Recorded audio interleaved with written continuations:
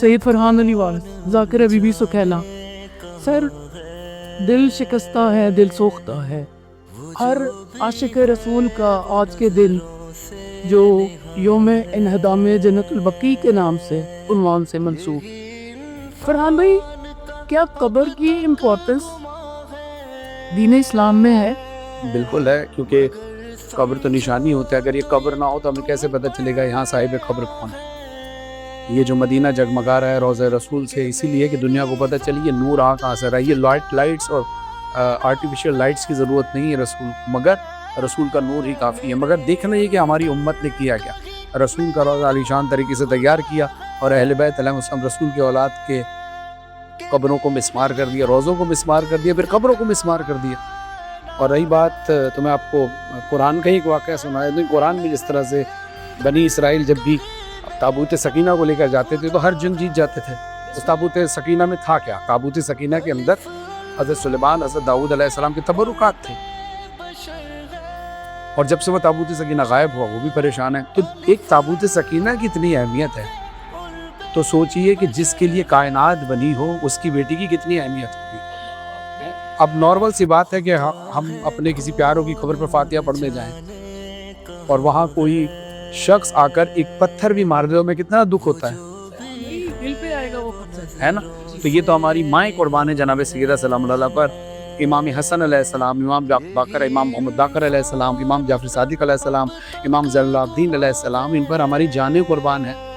ان کی قبروں کو مسمار کر دیا گیا، جناب ام البنین کی قبر کو مسمار کر دیا گیا۔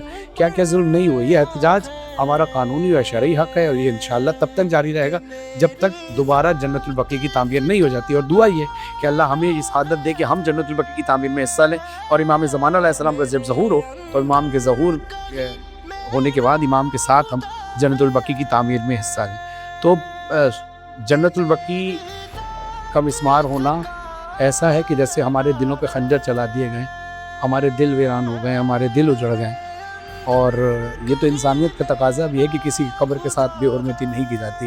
اسلام کا تقاضا یہ ہے کہ کسی جنازے کی بے حرمتی نہیں کی جاتی، تو پھر جنازے کے بعد، قبر بننے کے بعد قبر کو ڈھا دیا جائے، جہاں شریعت کا قانون، یہ قانون جس گھرانے سے چلا اسی گھرانے کے ساتھ یہ ظلم ہوا۔